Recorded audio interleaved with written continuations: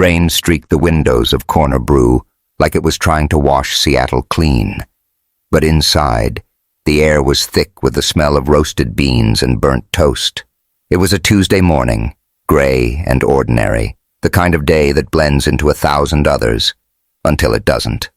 Ethan Carter pushed through the door at exactly 7 o'clock a.m., same as always, his polished loafers clicking against the chipped linoleum floor. His tailored suit clung to him like a second skin, a crisp navy Armani that screamed money, and his right hand clutched his phone like it was an extension of his soul. He didn't look up. He never did. But today, something was off. Table 5, his table, was empty. No steaming cup of black coffee waiting for him.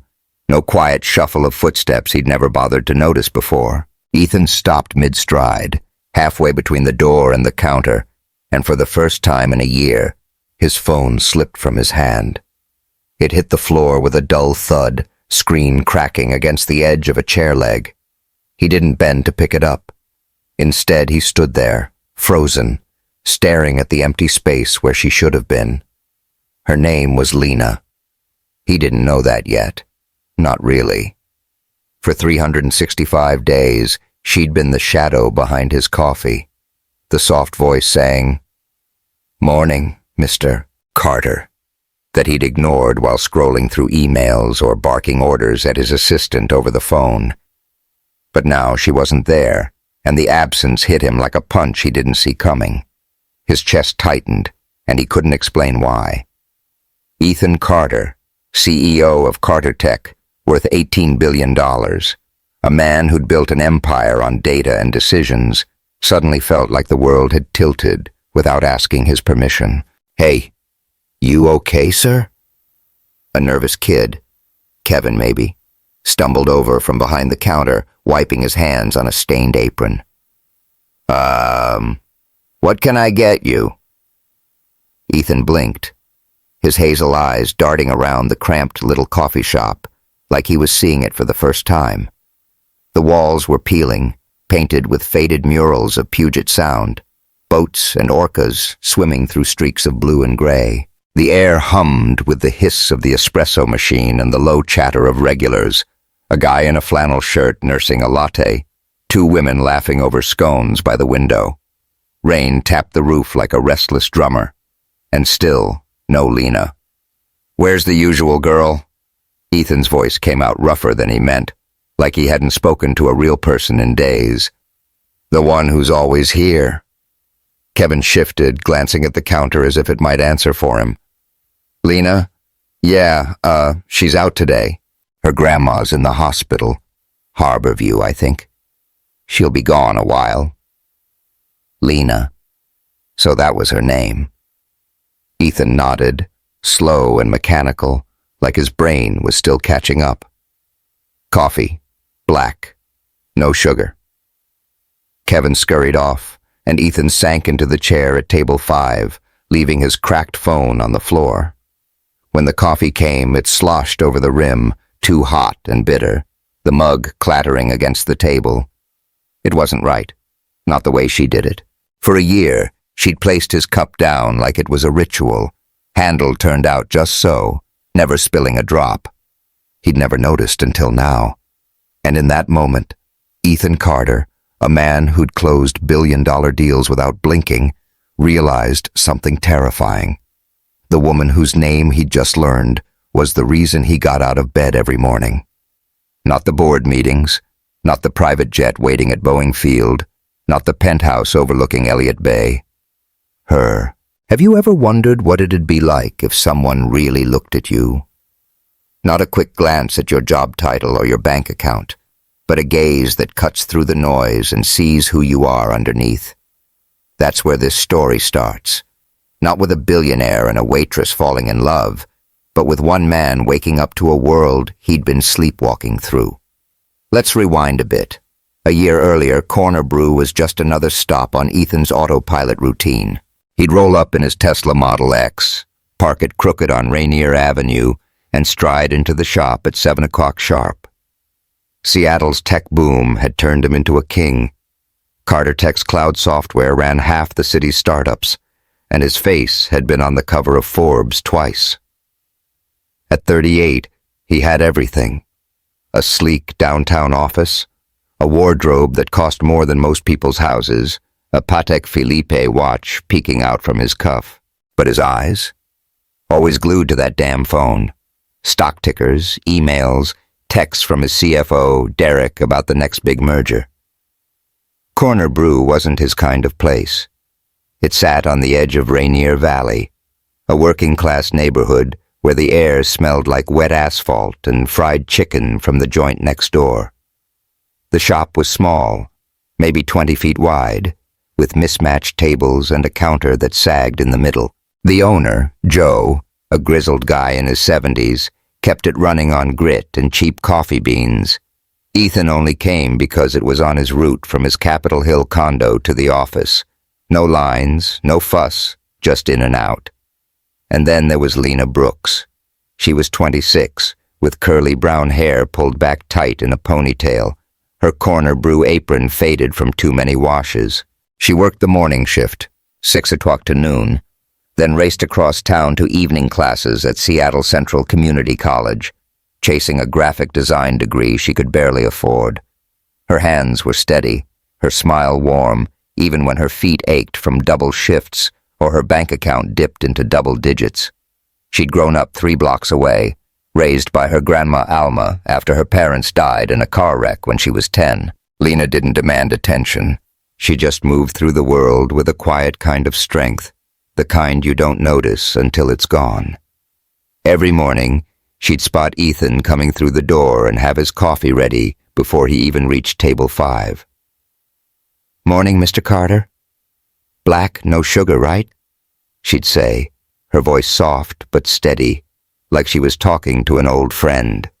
He'd grunt or nod, eyes locked on his screen, fingers tapping out replies to investors in Tokyo or New York. She'd set the mug down, gentle, precise, and walk away, never waiting for a thanks that never came.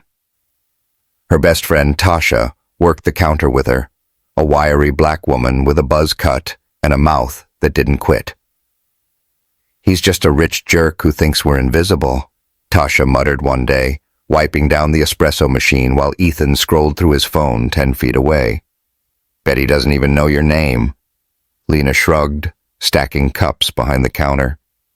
"He's not so bad, just distracted. Everyone's carrying something, you know." Tasha snorted.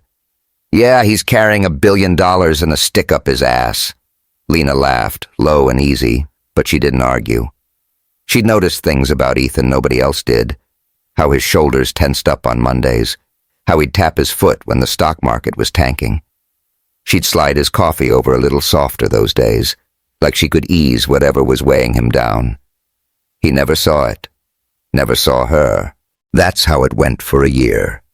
Ethan Carter and Lena Brooks, 2 strangers sharing 5 minutes of space every morning, worlds apart, but orbiting the same chipped table. He was the king of Seattle's tech scene, insulated by wealth and power. She was the girl pouring coffee to keep her dreams alive, navigating a city that didn't always make room for people like her. Neither of them had any reason to think it'd ever change, until that rainy Tuesday, when Lena wasn't there, and Ethan's phone hit the floor. Back in the present, Ethan sat at table 5, staring into his too-hot coffee like it might tell him why he felt so unmoored. The cracked phone lay by his feet, buzzing with unread messages. Derek nagging about a shareholder call, his assistant asking where he was. He didn't care. For the first time in years, he looked up, really looked, and saw the world he'd been ignoring. The murals on the walls weren't just random art. They were alive, swirling with color and stories he'd never bothered to ask about. The rain outside wasn't just noise.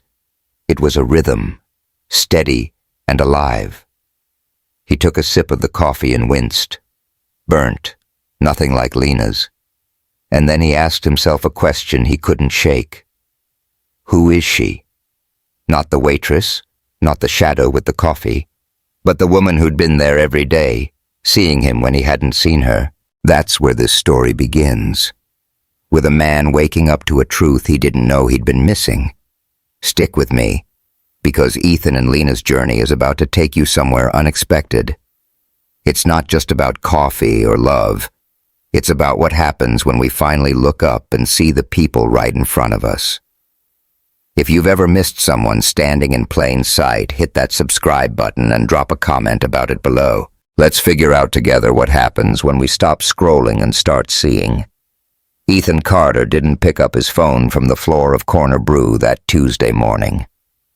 It buzzed against the linoleum, a faint hum under the patter of rain and the clatter of mugs, but he let it sit there, cracked screen and all. He'd never done that before. Left it behind like it didn't own him. His coffee sat untouched on table 5, steam curling up in lazy spirals, and for the first time in a year, he didn't know what to do with his hands.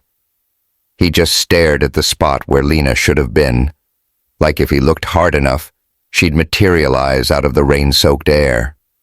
The kid, Kevin, had said her grandma was in the hospital. Harborview, downtown. Maybe a 15-minute drive if traffic wasn't a mess.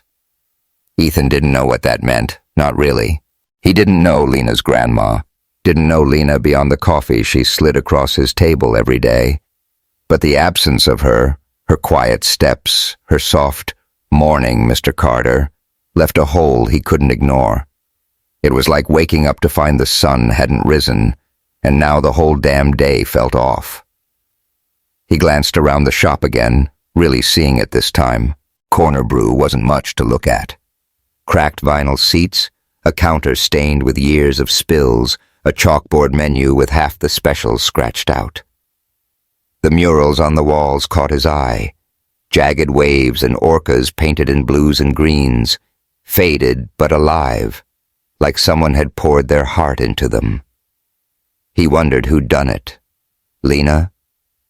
Nah, couldn't be. She was just the coffee girl, right? Kevin shuffled over again, wiping his hands on his apron like he was scared Ethan might bite. Everything okay with the coffee, sir?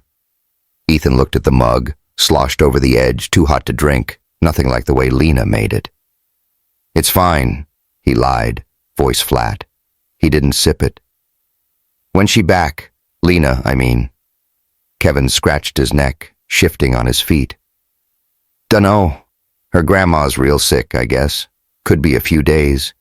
Week, maybe. A week. Ethan nodded, slow, like he was processing something heavy. He didn't say anything else, just sat there, hands resting on the table, the cracked phone still buzzing at his feet. Kevin hovered for a second, then bolted back to the counter when another customer waved him over. Outside, the rain picked up, hammering the roof like it was pissed at the world. Ethan watched it streak the windows, blurring the neon sign of the chicken joint across the street. He didn't know why he stayed. Normally, he'd grab his coffee and be halfway to Carter Tech by now, barking at Derek over the phone about quarterly reports or dodging calls from investors. But today, he couldn't move. It was like Lena's absence had glued him to the chair, forcing him to sit with a feeling he didn't have a name for. Meanwhile, 3 miles away at Harborview Medical Center, Lena Brooks was pacing a sterile hallway that smelled like bleach and bad news. Her sneakers squeaked against the tile, her apron swapped for a hoodie she'd grabbed from her locker at Corner Brew. Her curly hair spilled loose from its ponytail, framing her face in a wild mess, but she didn't care. Her grandma Alma was in room 312, hooked up to machines that beeped too slow for comfort, and Lena's world had shrunk to the space between those 4 walls. Alma was 78, tough as nails, the kind of woman who'd raised Lena on grit and gospel after the car crash took her parents. She'd taught Lena to read with old recipe books, scribbling notes in the margins about how to make cornbread that didn't crumble. Now, she lay there, frail under a thin hospital blanket, her breathing shallow. Pneumonia, the doctor had said, could go either way. Lena stopped pacing and leaned against the wall, arms crossed tight over her chest. She'd called in sick to Corner Brew, first time in 2 years, and left a voicemail for Joe, her voice shaking. "Hey, it's Lena. I can't make it today. Grandma's at Harborview. Sorry." She hadn't cried yet, but her eyes burned and her hands wouldn't stop trembling. Her phone buzzed in her pocket. A text from Tasha. "You okay? Kevin's screwing up everything here. That rich dude's still sitting at 5 like a lost puppy. Weird as hell." Lena managed a half smile, typing back, "I'm fine. Tell Kev to chill. And Mr. Carter's not that bad." "Girl, he's a robot in a suit. Stay strong, love you." Lena shoved the phone back in her pocket and slid down the wall until she was sitting on the floor, knees pulled up. She didn't have time to think about Corner Brew or Ethan Carter. She had $87 in her checking account, a half-finished design project due tomorrow, and a grandma who might not make it through the week. That was her reality, not some tech billionaire's coffee order. Back at Corner Brew, Ethan finally leaned down and grabbed his phone. The screen was a spider web of cracks, but it still worked. 17 unread messages, 3 missed calls, all from Derek. He swiped them away and stood, leaving the coffee half drunk on the table. He didn't know why, but he couldn't sit there anymore, not with Kevin fumbling around and the rain drumming in his head. He stepped outside, the cold hitting him like a slap. No umbrella, no coat, just his suit and a tie that cost more than Joe probably made in a month. Rain soaked through the fabric in seconds, plastering his dark hair to his forehead. He didn't care.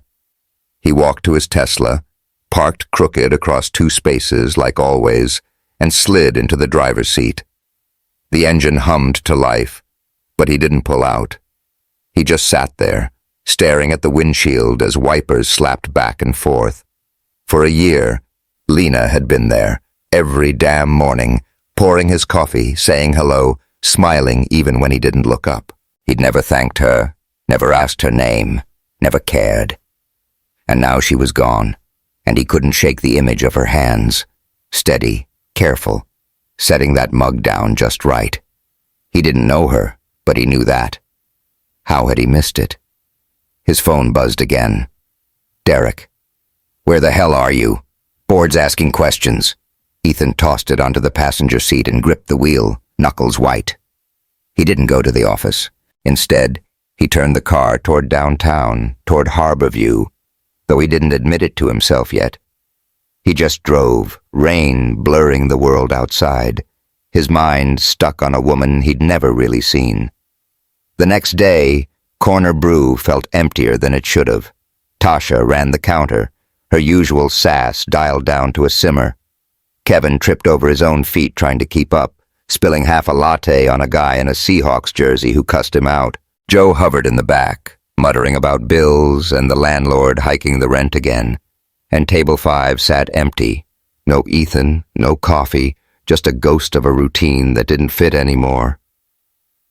Tasha wiped down the counter, glancing at the door every time it creaked open. "He didn't show today," she said to Kevin, who was fumbling with the espresso machine. "First time in forever." Kevin shrugged. "Maybe he's finally over this dump." "Nah," Tasha said, smirking. "Bet he's just mad Lena's not here to babysit him." She didn't know how right she was. Across town, Ethan sat in the Harborview parking lot, rain drumming on his car roof, staring at the hospital's glowing sign. He didn't go in, didn't know what he'd say if he did, but he stayed there for an hour, phone silent in his lap, replaying every morning he'd spent ignoring Lena. It was the first time he'd ever skipped a board meeting, and he didn't care. Back at Corner Brew, the murals seemed duller without her there to bring them to life. The regulars noticed too. A guy in a trucker hat asked Joe, "Where's the curly-haired girl? She makes the coffee right." Joe just grunted, "Family stuff," and shuffled off. Lena's absence wasn't just a missing face. It was a crack in the rhythm of a place that barely held itself together. And for Ethan, it was the first crack in a life he'd built so carefully he hadn't realized it was hollow. This is where things start to shift, folks. Ethan's waking up to something he didn't know he needed, and Lena's fighting a battle he can't even imagine yet. What happens when a man who has everything realizes he's been missing the one thing money can't buy? Stick around to find out. 5 days after Lena's absence threw Ethan Carter's world off its axis, she walked back into Corner Brew like nothing had changed. The rain had let up, leaving Seattle damp and glistening under a rare slice of morning sun. Lena tied her apron over her faded jeans. Her curly hair pulled into its usual tight ponytail and slipped behind the counter like she'd never left. Her sneakers squeaked on the linoleum, still wet from the puddles outside, and her eyes carried a tiredness she couldn't hide. But she was back, and the shop exhaled, like it had been holding its breath without her. Ethan showed up at 7 o'clock sharp, same as always, his Tesla parked crooked across 2 spots on Rainier Avenue. His suit was charcoal today, sharp and pristine, his cracked phone swapped for a shiny new one. He pushed through the door, and for the first time in a year, he didn't look down at the screen. His hazel eyes found Lena behind the counter, pouring his coffee, black, no sugar, into a mug before he even reached table 5. She didn't see him watching her, not yet. He stood there, hands in his pockets, feeling like a kid caught staring. "Lena, right?" His voice cut through the hum of the espresso machine, rough but softer than usual. She looked up, mid-pour, and nearly sloshed coffee over the rim. Her brown eyes widened, just for a second, before she caught herself. "Yeah, that's me." She set the mug down on the counter, wiping her hands on her apron. "Morning, Mr. Carter. Your usual's ready." He stepped closer, bypassing table 5 altogether, and leaned against the counter. "How's your grandma?" Lena froze, her fingers stilling on the apron strings. She blinked at him, like she wasn't sure she'd heard right. "She's better. Thanks for asking, Mr. Carter." Her voice held a question she didn't ask out loud. "Why do you care?" "Ethan," he corrected, almost too quick. "Call me Ethan." She nodded, slow, a faint smile tugging at her lips. "Okay, Ethan." Oh, it was small, just a name, a few words, but it cracked something open between them. For a year she'd been the coffee girl, and he'd been Mr. Carter, a silent transaction of caffeine and indifference. Now, they were Lena and Ethan, and the air felt different, heavier, like it was waiting for something to happen. Tasha, wiping down the espresso machine a few feet away, caught the whole thing. She shot Lena a look, eyebrows arched, lips pursed, like she'd just seen a ghost. "What the hell was that?" she hissed, as Ethan finally took his coffee to table 5, sitting down but still not touching his phone. Lena shrugged, stacking cups like it was no big deal. "He asked about Grandma. That's all." "Yeah, right," Tasha snorted, tossing a rag over her shoulder. "He's been moping around here all week like a lost dog, and now he's Ethan? Don't fall for it, girl. Guys like him don't stick around places like this, or people like us." Lena didn't answer, just kept stacking cups, but Tasha's words stuck like gum on a shoe.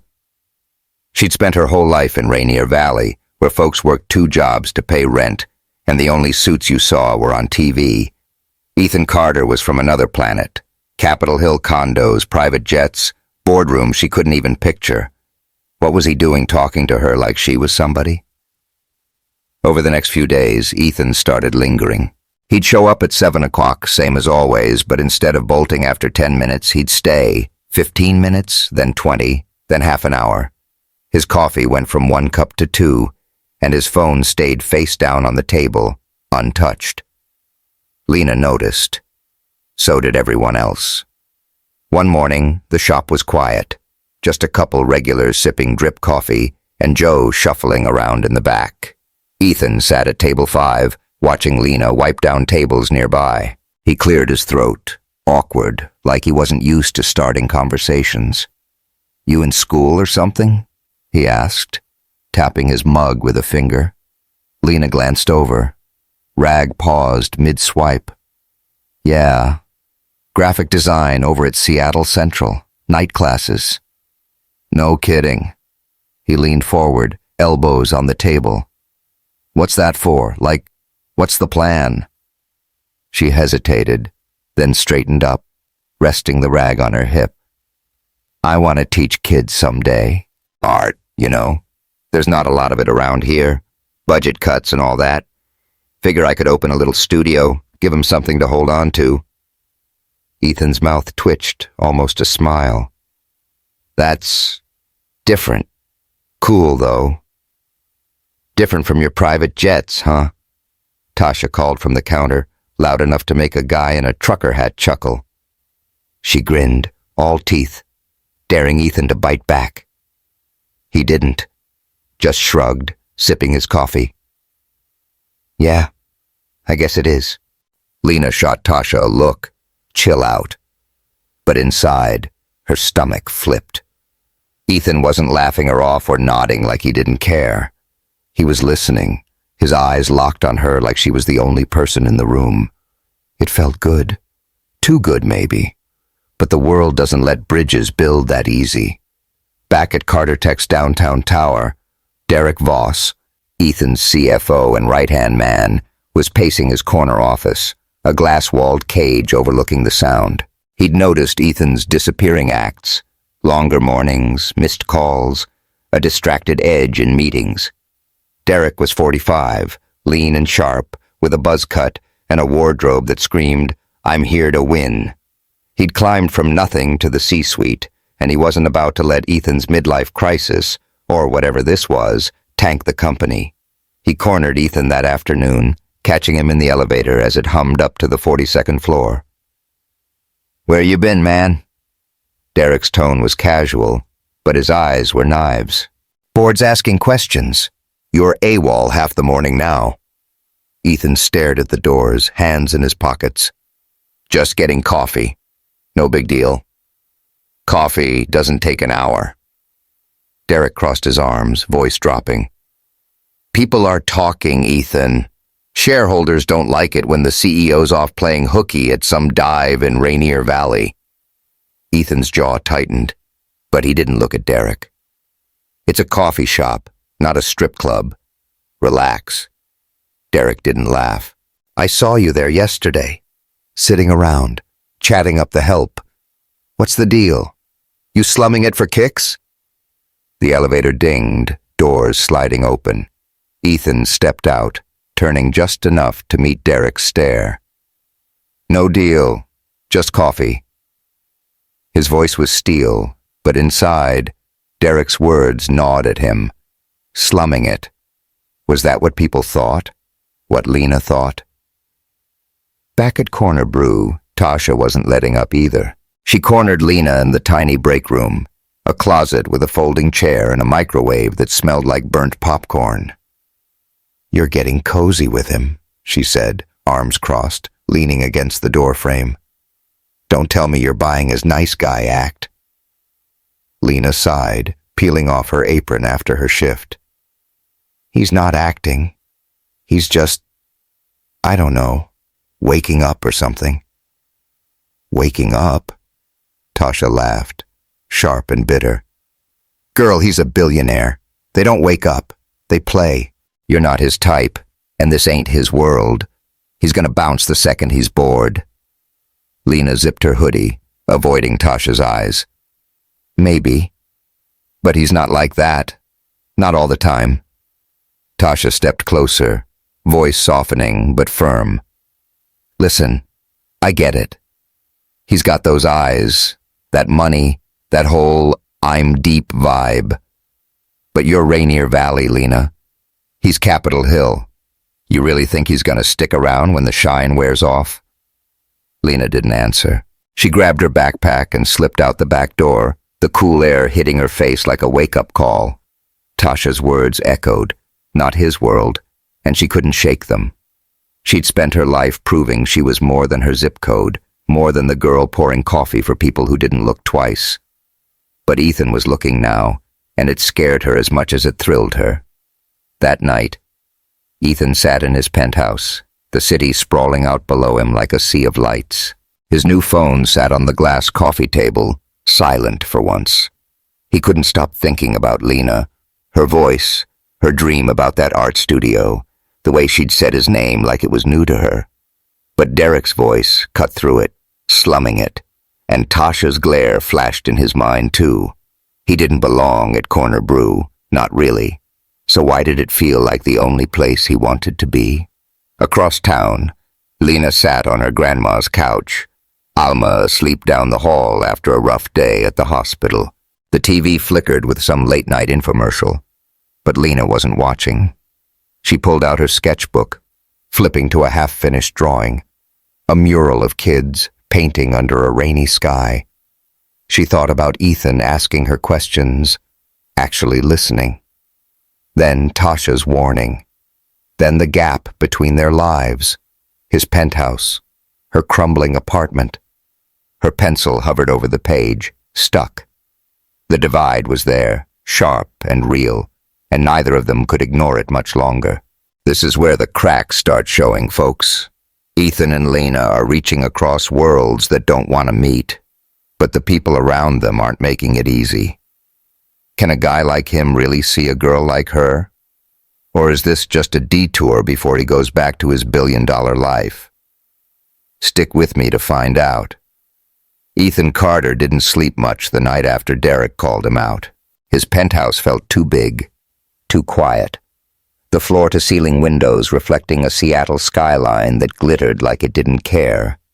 He'd paced the hardwood floors, replaying Lena's voice, "I want to teach kids someday," and Tasha's glare, Derek's jab about slumming it. By 3 a.m., he was on his laptop, digging through Carter Tech's project pipeline, and that's when he found it. A $200 million data center slated for Rainier Valley. The address hit him like a brick, right where Corner Brew sat, sandwiched between a laundromat and that greasy chicken joint. The plan had been in motion for months, approved by the board, zoned by the city, a done deal. Carter Tech would buy up the block, tear it down, and build a gleaming hub of servers to keep the cloud humming. Ethan had signed off on it himself, back when Corner Brew was just a pit stop he didn't think twice about. Now, it wasn't just a building, it was Lena's world, and he was the one about to bulldoze it. He showed up at the shop the next morning, earlier than usual, 6:45, before the regulars trickled in. The sun was barely up, casting a weak glow over Rainier Avenue, and his Tesla looked out of place, parked next to a beat-up pickup. Inside, Corner Brew smelled like fresh grounds and damp wood, the murals catching the light in a way he hadn't noticed before. Lena was there, alone, wiping down the counter with a rag, her apron tied loose over a hoodie. She looked up when the door creaked, surprised. "Ethan, you're early." She smiled, small but real, and it hit him harder than it should have. "Yeah, couldn't sleep." He shoved his hands in his pockets, rocking on his heels. "Coffee ready?" "Always." She grabbed a mug, pouring his black no sugar with that steady grace he'd come to recognize. "Rough night?" He took the mug, fingers brushing hers for a split second, and nodded. "Something like that." She tilted her head, studying him. "You okay? You look off." He almost laughed. Off didn't cover it. He was a billionaire about to tank a coffee shop because his company needed more server space, and the one person he didn't want to hurt was standing 3 feet away, oblivious. "Just work stuff," he said, dodging.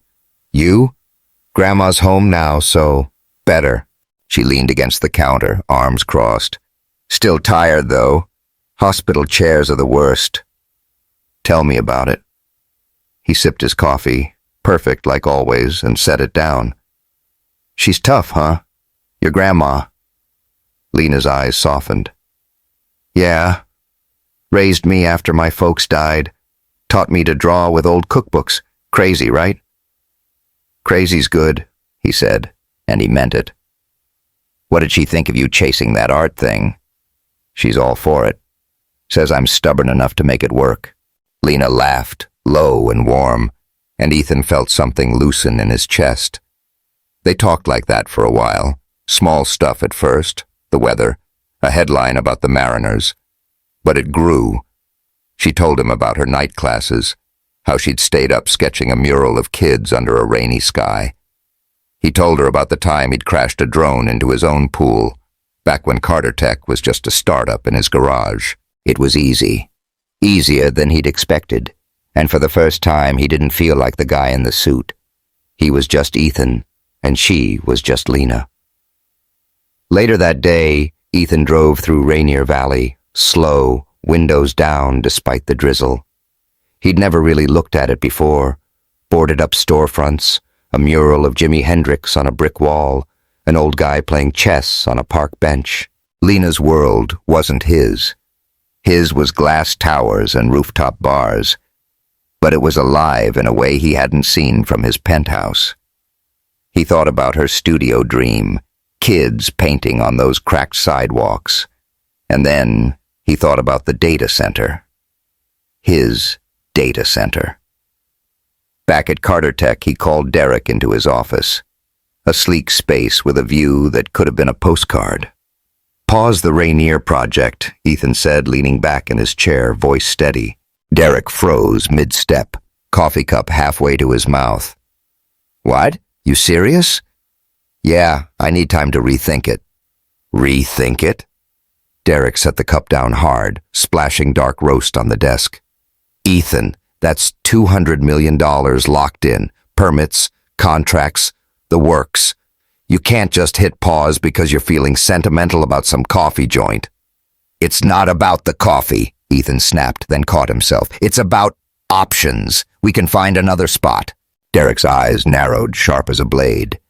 This about that girl? The waitress? Ethan didn't flinch, but his silence said enough. Derek laughed, cold and short. Jesus, man, you're tanking a deal for a crush? The board's gonna eat you alive. Let me worry about the board, Ethan said, standing. Just make it happen. Derek shook his head, muttering something about losing it, and stormed out. Ethan sank back into his chair, staring at the city below. He didn't know if he'd just saved Corner Brew or torched his career, but for once, he didn't care about the numbers. He cared about Lena. The next morning at Corner Brew, Lena was sketching on a napkin between orders, quick lines of a kid with a paintbrush, raindrops falling around him. Ethan watched her from table 5, 2 coffees in, phone still untouched. The shop was quiet, just the hum of the heater and Joe banging around in the back. You're good at that, Ethan said, nodding at the napkin. She looked up, startled, then slid it over with a shy grin. Thanks. It's for a project, mural idea for the kids' studio thing. He studied it, tracing the lines with his eyes. You ever think about doing this full-time? Art, I mean. All the time? She leaned on the table across from him, close enough he could smell the coffee on her breath. But money's tight, you know. Gotta eat. Yeah, he said, softer than he meant. I get that. She raised an eyebrow, teasing. Do you, Mr. Private Jet Carter? He chuckled, caught off guard. Okay, fair. Not lately, maybe. But I wasn't always... He gestured vaguely at his suit. This. What were you before? She asked, genuine. He hesitated, then leaned in. A kid with a busted laptop and a dream. Worked nights at a warehouse to pay for it. Almost starved a couple times. Lena's smile faded, replaced by something softer. Guess we're not that different. Maybe not, he said, and their eyes locked long enough that the air felt charged, fragile. That fragile thing shattered a day later. Ethan's decision to pause the Rainier project leaked. Some junior exec with a big mouth, probably, and by noon, it was all over the local news. Tech Titan halts $200 million deal. Why? screamed the headline on the Seattle Times website, paired with a grainy photo of Ethan leaving Corner Brew. The comments exploded. Bet it's a PR stunt. He's banging the barista. Rich dude playing savior again. At Corner Brew, Lena saw it on her phone during a break, her stomach dropping. Customers started whispering, pointing, some subtle, some not. A guy in a Carhartt jacket muttered, "That her?" loud enough for her to hear. Tasha stormed over, snatching the phone from Lena's hand. "Told you," she said, voice low and fierce. "He's trouble. Now you're in the damn paper."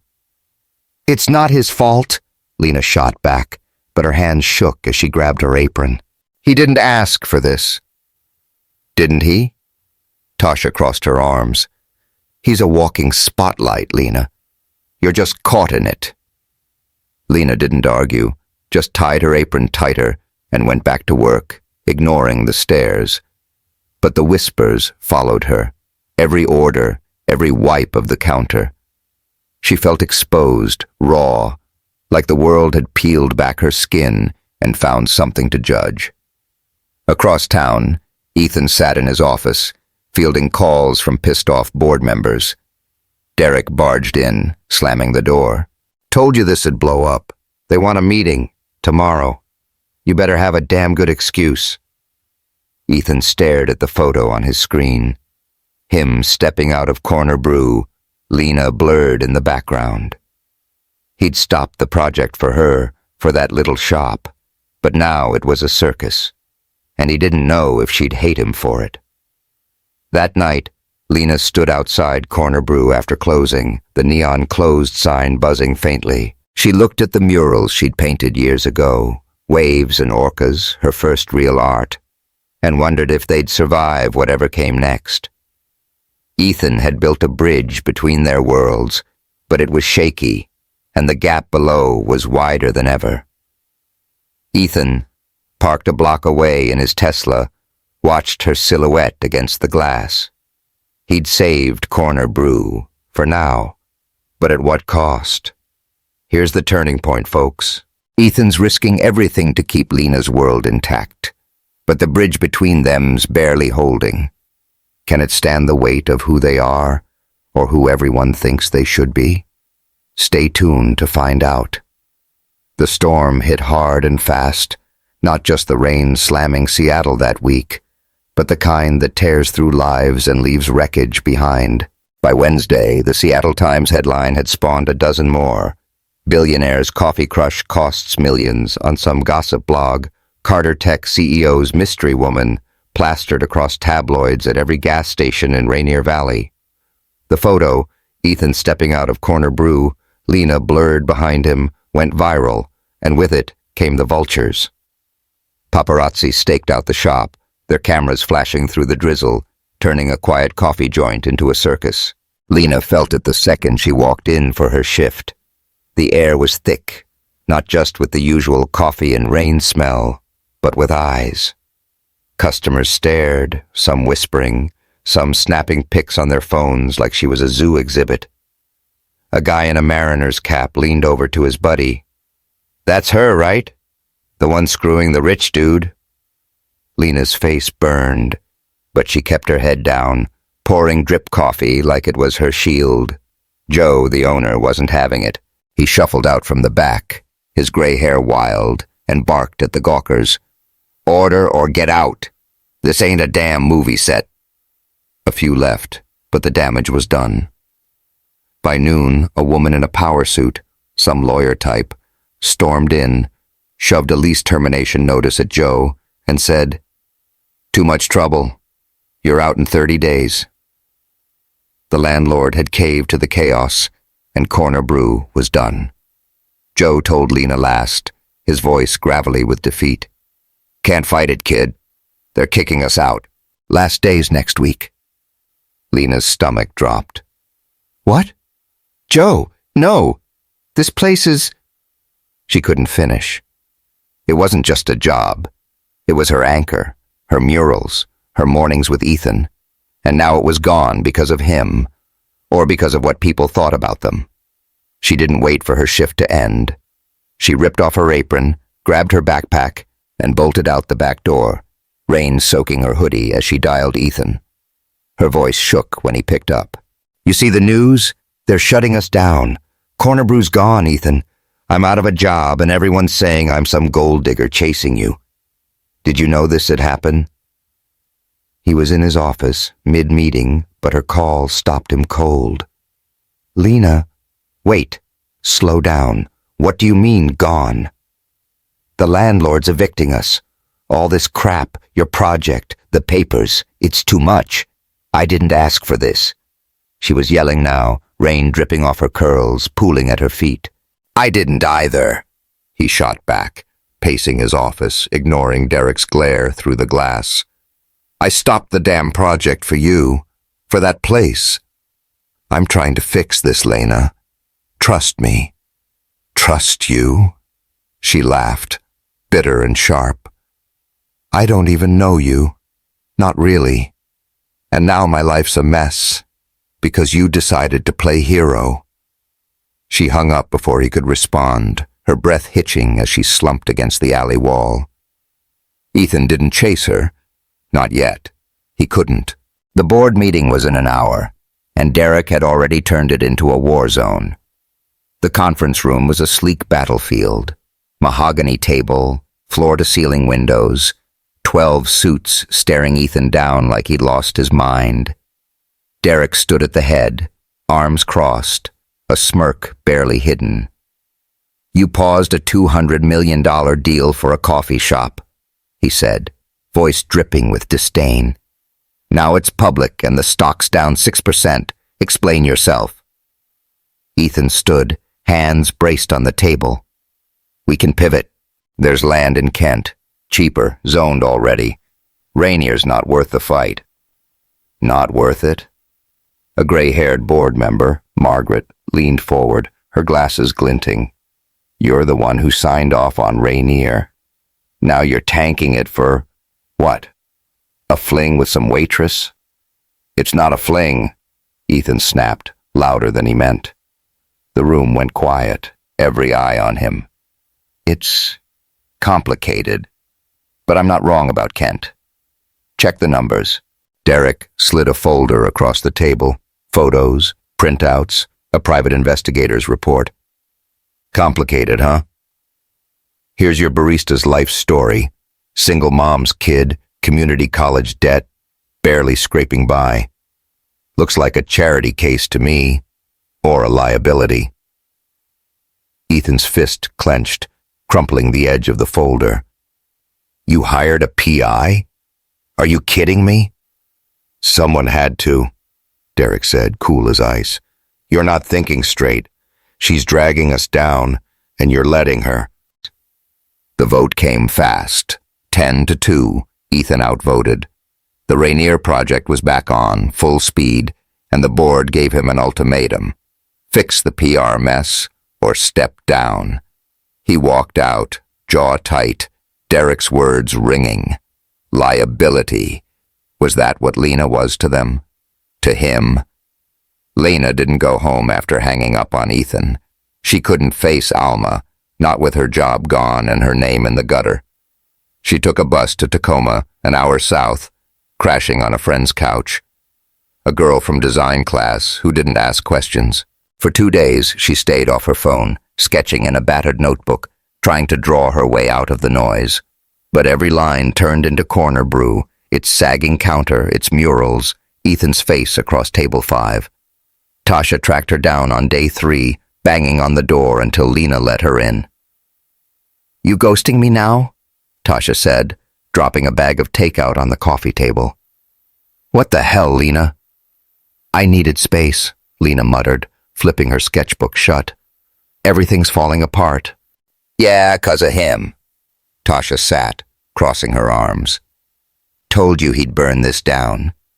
Now Joe's out, you're out, and he's probably sipping champagne somewhere." "He's not," Lena said, quieter. "He tried to stop it. I yelled at him, Tash. Maybe I shouldn't have." Tasha's eyes softened, just a flicker. "Maybe, but he's still the match that lit this fire." You sure he's worth it? Lena didn't answer. She wasn't sure of anything anymore. Ethan didn't sip champagne. He drove to Harborview instead, rain hammering his Tesla as he pulled into the lot. Alma was back in for a checkup. Lena had mentioned it once, and he didn't know why he went, just that he had to. He found her in the waiting room, a wiry woman with gray braids and a glare that could cut glass. She spotted his suit and smirked. You, the rich boy stirring up my grandbaby's life. Alma's voice was gravelly, no nonsense. Ethan shifted, awkward. Yeah. Ethan Carter. I brought coffee. He held out a paper cup. Cheap deli stuff, not Corner Brew's artisanal brew. She took it, sniffing it like it might be poison. Why you here? Playing hero? No. He sat across from her, elbows on his knees. I don't know what I'm doing, honestly. But I care about her. More than I thought I could. Alma sipped the coffee, eyes locked on him. She's tough, my Lena, but she's scared. Losing that shop, losing herself in all this mess you brought. You here to fix it or make it worse? I don't know yet, he said, raw. But I'm here. She nodded, slow, like she was sizing him up. Good enough for now, don't screw it up. He stayed until she went in for her appointment, then drove back to Seattle, rain blurring the windshield. He didn't know how to fix it. Corner Brew, the board, Lena, but sitting with Alma felt like a start. Friday morning, Corner Brew was a ghost town. Joe had hung a closing soon sign, the neon flickering like it was tired. Lena came back, couldn't stay away, and found Tasha packing cups into boxes. The murals stared down, waves and orcas fading into the chaos. Joe's done, Tasha said, not looking up. Landlord won't budge. Your boy's project's back on. Heard it on the radio. Lena's chest tightened. He said he stopped it. Guess he lied. Tasha's voice was hard, but her eyes were sad. You talked to him? No. Lena sank into a chair, hands in her hair. I can't. Not now. Across town, Ethan sat in his penthouse, TV on mute, a news ticker scrolling. Carter Tech resumes Rainier Valley expansion. He'd lost the vote, lost control, and maybe lost Lena. His phone sat dark, no calls, no texts. He'd built a bridge, but the storm was tearing it apart. This is the breaking point, folks. Ethan and Lena are caught in a storm they didn't start, and it's pushing them to the edge. Can they hold on? Or is this where their worlds split for good? Stick around to see what's left when the dust settles. The rain didn't stop in Seattle that week. It just got angrier, pounding Rainier Valley like it wanted to wash the whole mess away. Corner Brew sat dark and silent, the closed sign swaying in the wind, its neon buzz gone quiet. Lena Brooks hadn't been back since she'd watched Tasha pack those cups, hadn't answered Ethan's calls. 3 of them, each voicemail shorter than the last. She'd stayed in Tacoma, sketching in her friend's cramped living room, trying to outrun the noise of her life falling apart. But you can't outrun a storm forever. Ethan Carter wasn't running either. Not anymore. He'd spent 2 days locked in his penthouse after the board meeting, staring at a city he didn't recognize through those big glass windows. The Rainier project was back on, Corner Brew was toast, and Lena was gone. He'd lost the vote, lost the shop, lost her. And for what? A cracked phone and a coffee stain on his soul? By Sunday, he couldn't take it. He grabbed his keys and drove, not to Rainier Valley, but to Carter Tech's downtown tower, straight to the HR files he never bothered with. That's where he found it. A portfolio buried in a stack of internship applications from last spring. Lena Brooks, graphic design, Seattle Central Community College. Sketches of murals, Kids painting under rainy skies, orcas swimming through jagged waves, submitted for a Carter Tech community outreach program he'd greenlit but never followed up on. Her work was raw, alive, better than half the polished crap his marketing team churned out. She'd applied months before he'd ever spoken to her, before Corner Brew became anything more than a caffeine stop. She didn't know he was the CEO. She couldn't have. It wasn't about him. It was about her. Ethan sat there, sketches spread across his desk, and laughed. A sharp, hollow sound. All this time, he'd thought he'd seen her first, but she'd been reaching for something bigger long before he looked up from his phone. He didn't call her. Instead, he pulled strings, quietly, no press, no fanfare, and set up an art scholarship through a shell foundation, $50,000, no strings attached. He slipped her name into the winner's slot, made sure it had hit her inbox Monday morning. It wasn't a fix, wasn't a grand gesture. It was a chance, one she'd earned. Monday came gray and wet, and Lena dragged herself back to Seattle. She couldn't hide in Tacoma forever. Alma needed her, and the sketches weren't enough to drown out the guilt. She stopped by Corner Brew first, just to see it one last time. The windows were taped with eviction notices, the counter bare, her murals staring down like ghosts. She stood there, rain dripping off her hood, when her phone buzzed. An email from some Rainier Arts Fund. "Congratulations, Lena Brooks. You've been awarded our inaugural scholarship." She read it twice, then 3 times, her breath catching. $50,000. Full ride for her degree. A shot at that studio she'd dreamed of. She didn't cry, not yet. She just walked inside, the door unlocked despite the sign, and sat at table 5, the scholarship email glowing on her screen. It didn't make sense, random, out of nowhere, until she thought of Ethan. His calls, his voice on those voicemails. "Lena, I'm sorry. I didn't mean for this." Had he done this? She didn't know, but she needed to. An hour later, she was at his penthouse. First time she'd ever set foot in Capitol Hill, let alone a building with a doorman who eyed her soggy hoodie like she was lost. Ethan buzzed her up, and when the elevator opened to his floor, he was there. Shirt untucked, hair a mess. No suit in sight. He looked tired, human, not the billionaire she'd yelled at on the phone. "Lena?" His voice cracked, hopeful and scared. "What are you doing here?" She held up her phone, the email still open.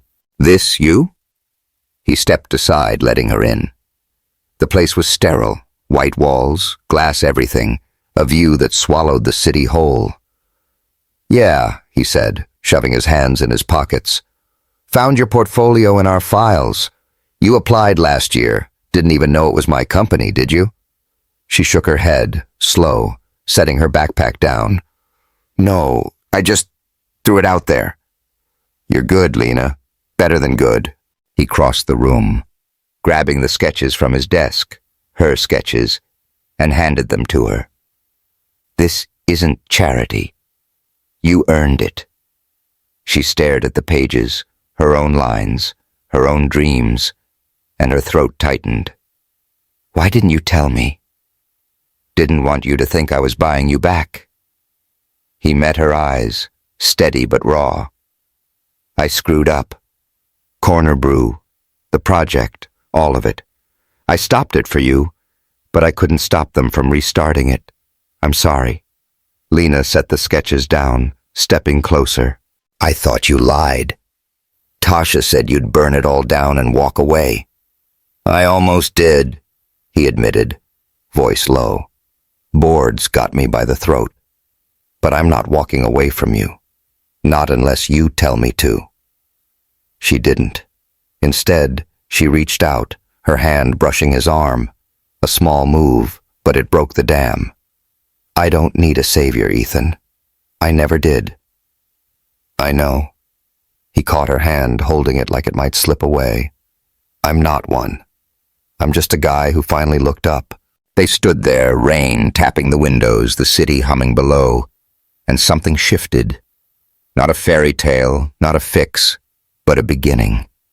She didn't forgive him all at once, and he didn't ask her to. But they talked, really talked, until the sky darkened, about Corner Brew, Alma, the scholarship, the mess they'd waded through. 6 months later, Corner Brew was gone, razed for Carter Tech's data center, a steel skeleton rising where murals once lived. But Lena wasn't. She'd taken the scholarship, finished her degree, and opened a tiny art studio 3 blocks away, a storefront with peeling paint, and a sign that read, Rainier Kids Canvas. She taught on weekends, kids from the neighborhood splashing colors on walls she'd prepped herself. It wasn't Corner Brew, but it was hers. Ethan didn't run Carter Tech anymore. He'd stepped down after the board's ultimatum, cashing out enough to start a small arts fund. No tech, no towers, just grants for people like Lena. He showed up at the studio one Saturday, not as a benefactor, but a student, apron tied crooked, paint on his hands. "Teach me something," he'd said, grinning, and she had. How to mix blues, how to laugh when it smeared. They weren't a couple. Not in the loud, official way. They were Ethan and Lena, 2 people who'd found each other in the rubble of their old worlds. Some nights, they'd sit on the studio's stoop, rain falling soft, sharing deli coffee and paper cups. Once they painted a mural together, 2 figures under a stormy sky, hands touching, no divide in sight. Alma saw it first, on a Sunday visit. "That's you 2, she'd said, smirking. "Stubborn as hell, but it works." Lena never forgot Corner Brew, and Ethan never forgot the cracked phone that woke him up. Their story wasn't about money or headlines. It was about looking up, seeing someone real, and holding on through the storm. Seattle kept raining. The city kept spinning. But in that little studio, they'd built something no one could tear down. So here's the light at the end, folks. Sometimes the person who changes your life isn't the one you expect. They're the one you almost miss, standing right there all along.